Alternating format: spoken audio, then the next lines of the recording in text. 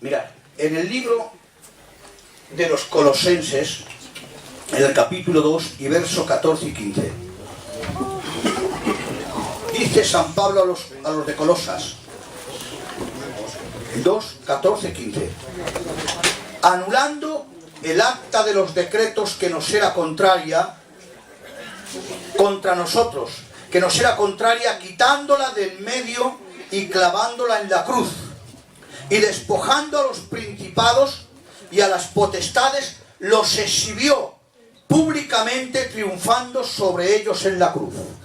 Cierra un poquito tus ojos y un minuto nada más.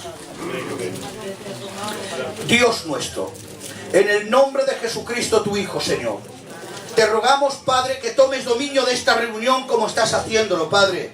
En el nombre de Jesucristo tu Hijo, necesitamos tu palabra, Señor, como el aire que respiramos, Señor. Necesitamos tu palabra como martillo que quebranta la piedra, como fuego purificador que derrite todo tímpano de hielo que pueda anidar o habitar en los corazones, Señor. Necesitamos tu palabra, Señor, en el nombre de Jesús. Amén. Pueden tomar asiento.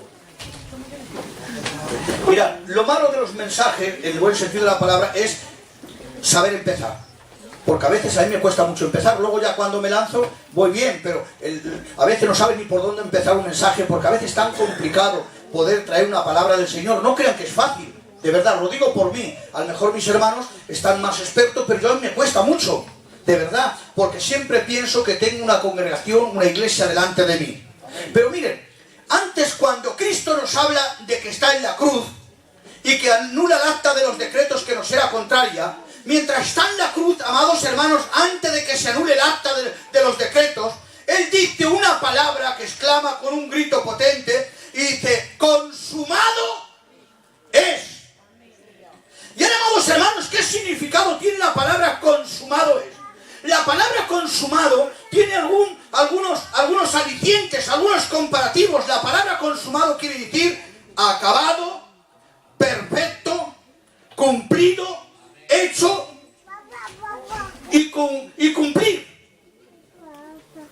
o concluir. La palabra quiere decir perfecto, terminado, acabado o cumplir lo que se ha empezado. Pero, amados hermanos, para ver esto tenemos que mirar a ver qué es y dónde se empezó y dónde se terminó. ¿No? Amén. Tenemos que ver dónde se empezó y dónde se terminó. Por eso la palabra, cuando Él dice consumado es, está diciendo toda esta serie de cosas. Y vamos a volver, amados hermanos, un poquitín al principio, dónde empezó. Porque la palabra consumado tiene también dos significados en el original griego. Una quería decir, hablando acerca del Cordero, y pone, por ejemplo, a Juan el Bautista, lo pone y anuncia al Cordero como el que quita el pecado del mundo. Lo ve limpio, lo ve sin mancha y dice, perfecto. Es el Cordero que necesitábamos. Pero luego Isaías lo ve como el Cordero mudo. En el capítulo 53 dice, como Cordero mudo fue llevado al matadero. Y en la cruz cargó el peso del pecado de todos nosotros. Pero luego vemos al apóstol Juan, el capítulo 5, o capítulo 5 creo que es, y verso 9 del libro del Apocalipsis, dice, y le vi como un cordero inmolado. La palabra inmolado quiere decir sacrificado. Lo vi como un cordero sacrificado, pero vivo. Como un cordero sacrificado, pero de pie. Aleluya. Estaba diciendo el proceso que el Cordero tenía que llevar, que era el Cordero de Dios preparado desde antes de la fundación del mundo, pero que estaba preparado para los postreros tiempos, por amor a nosotros.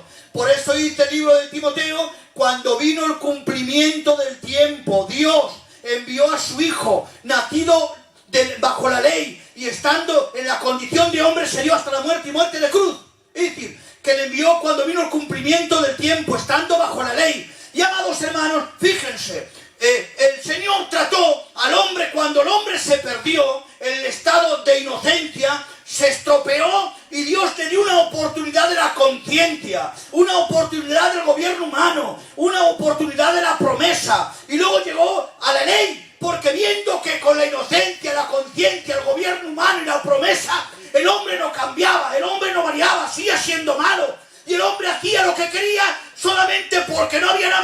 que la conciencia, el gobierno humano que les administraba, o la ley de la promesa, pero no había más.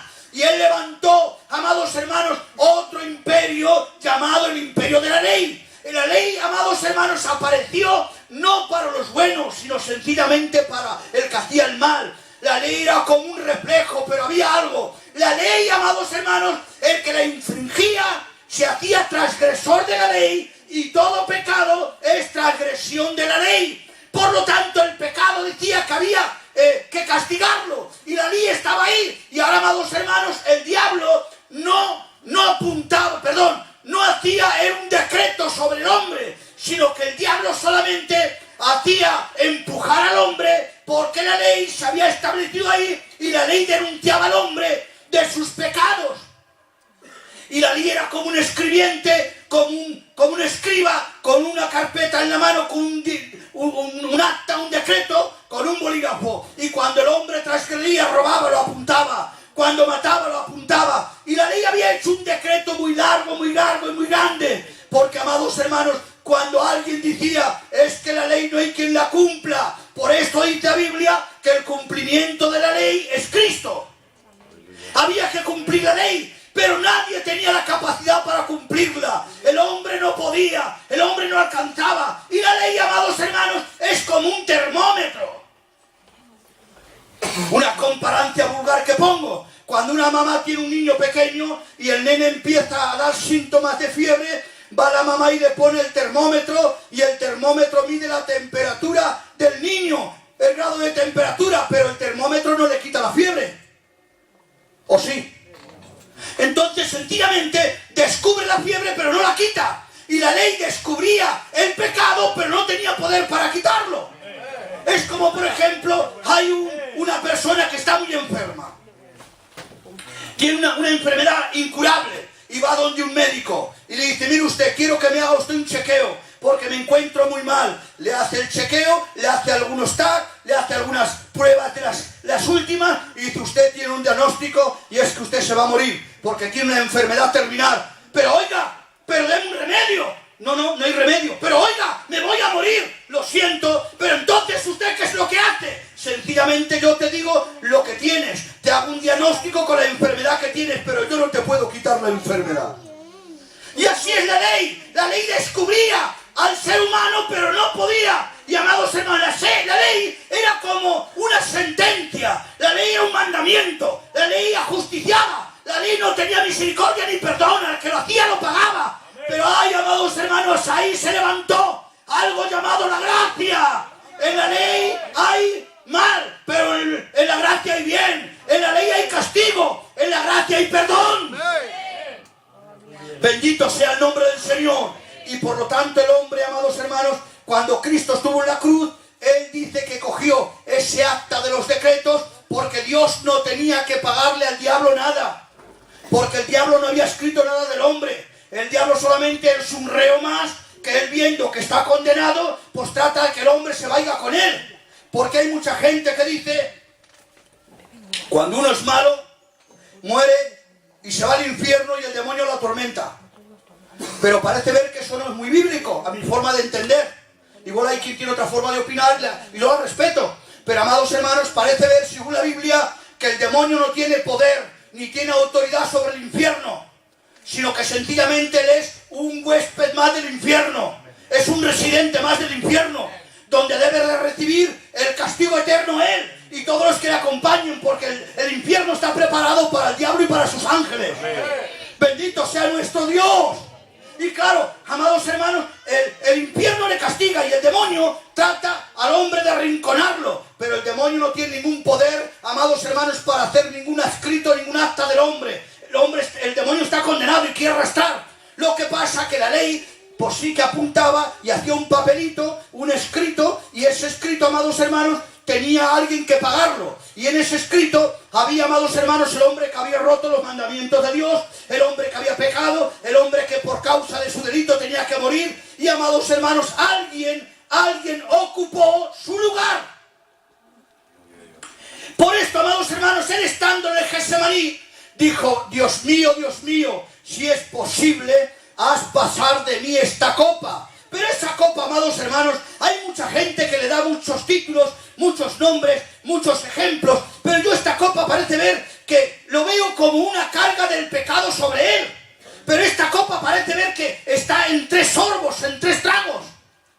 Y se dan cuenta, está marcando el pasado, el presente y el futuro. Y les pongo un ejemplo. Es como Cristo, me lo imagino un ejemplo. Pues un ejemplo para que me entiendan. Cristo va allí, coge una mochila, una bolsa, se la cuelga en la espalda y ahora va al pasado y recoge todos los pecados del pasado, los que cometieron Adán, Eva, toda aquella generación, los coge y lo mete en la mochila y él sigue andando y sigue caminando y va al presente de aquel entonces y coge todos los pecados de la humanidad, aquellos que le rodeaban, y los vuelve a meter dentro de la mochila. Pero él también se introduce en la habitación del tiempo y llega hasta este año, hasta el año 2000 y pico, y también recoge todos los pecados de la humanidad de esta época y los mete también en la mochila.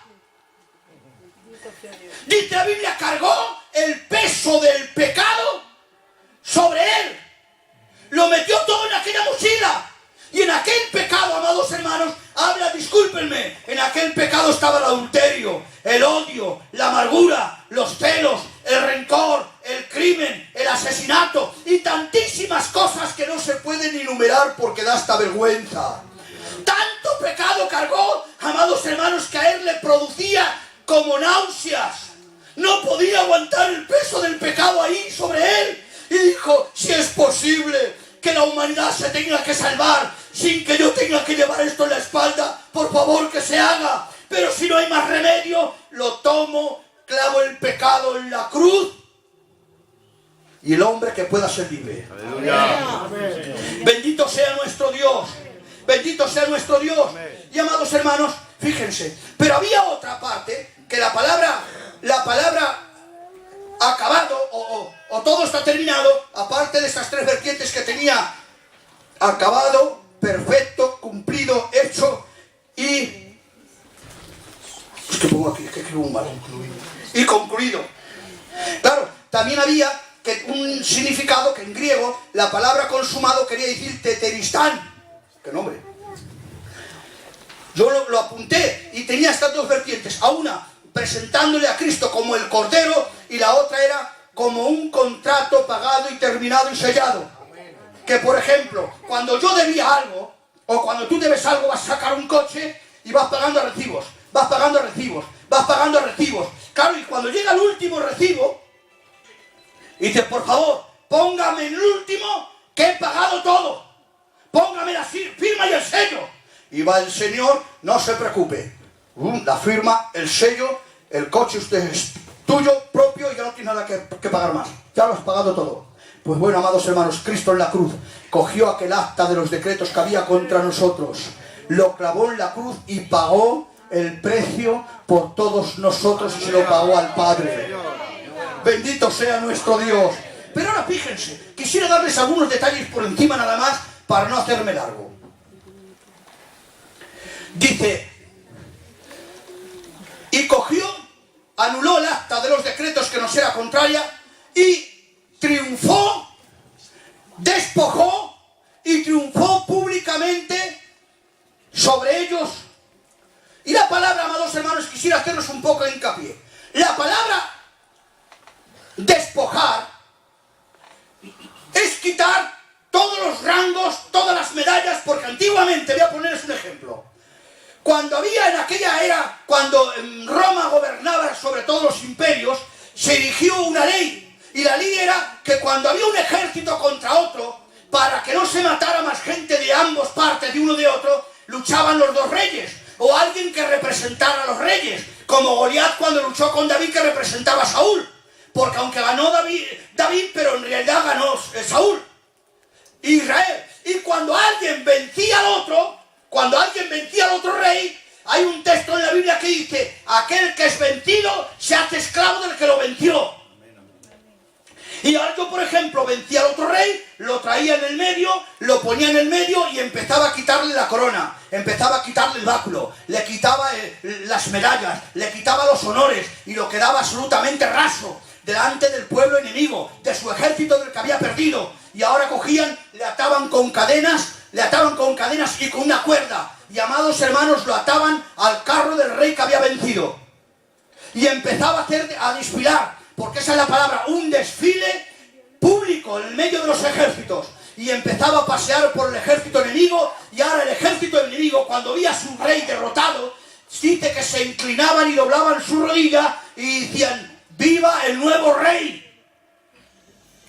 Y a su rey lo humillaban, y su rey se humillaba, iba dando vueltas por ahí, alguna vez se caía a tierra, se levantaba, pero era humillado. Pero cuando terminaba de hacer el desfile, el ejército del que había perdido, luego venía por su ejército y empezaba a pasearse también, y su ejército empezaban a victoriarle: ¡viva el rey! ¡Y viva el rey de reyes! ¡El que ha vencido a otro rey! Y aquel rey se sintió hinchado y disfrutando. Y amados hermanos, ¿no creen ustedes que esto es lo que pasó simbólicamente igual?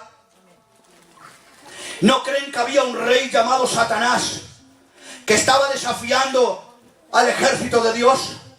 Un rey soberbio que tenía el mundo en sus manos, porque a Jesús le dijo: todo esto te daré si postrado me adorares, porque a mí me han sido dados y a quien yo quiero se lo doy. Y amados hermanos, a él no se le dio nada, él lo robó, lo usurpó, y por lo tanto tenía la llave del reino, del mundo, tenía el gobierno. Pero amados hermanos, en aquella lucha que tuvo con mi Cristo, con el gran rey de reyes, empezó a luchar y mi Cristo lo derrotó en la cruz. Amén. ¿Sí o no? Amén. Lo derrotó en la cruz, pero empezó a quitarle medallas al diablo. Le despojó, le quitó las llaves del reino, le quitó las llaves que le quitó Adán, lo despojó, lo quedó a la altura del betún. Y luego empieza a cogerlo, lo encadena y lo lleva delante de los ejércitos de los demonios. Y empieza a pasear por ahí y a exhibirlo delante de los demonios. Y los demonios no tienen más remedio que doblar su rodilla y decir: el rey de reyes y señor de señores. Por eso hay ese texto que se cumple. Y Dios le dio un nombre, que es sobre todo nombre, para que en el nombre de Jesús se doble toda la rodilla y toda lengua confiese que Jesucristo es el Hijo de Dios, para la gloria del Dios Padre. Fíjese un detalle que va a terminar rápidamente. Dice el libro de Colosenses capítulo 2, del 5 en adelante: haya pues en vosotros este sentir, que hubo también en Cristo Jesús, el cual siendo en forma de Dios, se hizo semejante a los hombres. Yo no quiero que me malinterpreten, a lo mejor me den alguna forma que dicen: ay, el Ramón ha tenido una doctrina rara. No, mire, Cristo era era igual a Dios. ¿En qué? En gloria, en esencia, en atributos y en muchísimas cosas que él tenía. Igual a Dios, 100%. Dios y él. Él era Dios y el Padre era Dios. Igual, en la misma calidad de estatura y de medida. Pero luego dice semejante a los hombres. Quiere decir, no quiero que me malinterpreten, parece ver que era parecido al hombre, pero no era en todo sentido, algo había que faltaba. Semejante. Y si hay un texto que dice la Biblia: era semejante a nosotros en todo, excepto no haber pecado en él. Aleluya. Y es que Cristo no asumió la ley del pecado en él. Él no tenía naturaleza en ese sentido de pecado. Él no tenía concupiscencia de pecado. El pecado vino de fuera, pero no salió de dentro. Satanás le tentó, dijo: todo esto te daré. Le tentó a él, pero de él no salió la tentación, porque él no tenía concupiscencia de pecado. Él era santo, él era puro, él fue engendrado por el Espíritu Santo. Es verdad que era un hombre completo, su cuerpo, pero amados hermanos, él no era como los demás hombres. Él no tenía la concupiscencia del pecado. Bendito sea el nombre del Señor. Y te cito: semejante en forma de siervo. Y la palabra siervo, hay 3 puntos, fíjense, para terminar ya. Para definir la palabra siervo, de la forma que se humilló hasta lo sumo. La primera, un siervo estaba en la casa como mayordomo, pero administrador de la casa. Había siervos que eran mayordomos y administradores, que ellos administraban a otros. Pero había otro siervo que era o que trabajaba en la casa. Sencillamente un siervo normal que trabajaba en la casa, porque otro mayordomo le ordenaba a él. Pero había otro siervo que era el siervo esclavo sin voluntad. El que no tenía derecho a nada. No podía exigir, no podía mandar. Si el siervo lo tiraba a la calle, si decía ponte de rodillas, ponte de rodillas. Si decía te voy a matar, tenía que decir mátame. Y amados hermanos, Cristo vino en esa semejanza, sin tener voluntad. Él no quiso decir yo voy a hacer lo que yo quiera, sino que se sujetó a esa forma de siervo, ser maltratado, ser golpeado, ser humillado hasta lo sumo, amados hermanos. Y ahí Dios le dio un nombre que sobre todo nombre, y fue exaltado. Por eso dice, hay un texto que dice, y recibido arriba en gloria. Bendito sea el nombre del Señor, bendito sea nuestro Dios. Y voy a concluir con un detalle, que lo digo muy a menudo, saben que es un eslogan mío, que eso no me lo quito. Porque los demonios, nada más que están buscando en las vueltas a Jesús. Yo no sé qué tendrá Jesús, que todos los demonios van a por él, aunque saben que no pueden. Y amados hermanos, en una ocasión Jesús va de un lugar a otro sitio que le llaman la tierra de los Gadarenos. Y allí había un demonio que se había metido, que había unos cientos de demonios, 2000 demonios aproximadamente.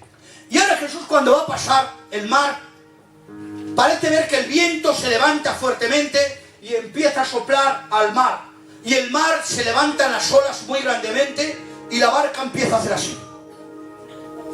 Que se cae la barca, que se hunde la barca, que no hay solución, que vamos a perecer. Y los discípulos, viendo que Jesús está dormido, le llaman: Jesús, Maestro, ¿es que no te da cuidado? ¿No ves que el mar está embravecido? ¿No ves que el viento sopla fuertemente? Vamos a perecer, haz algo.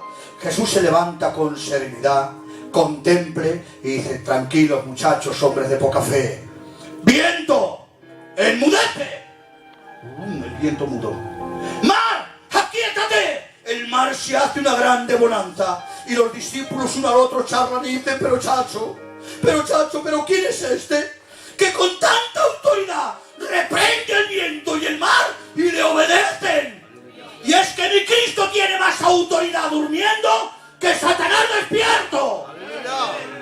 Pero yo no sé qué estará compuesto el nombre de Jesús, pero sí que es una cosa, que ante el nombre de Jesús el viento se detiene, el mar se aquieta, las cadenas se rompen, los demonios retroceden y el nombre del Señor es glorificado.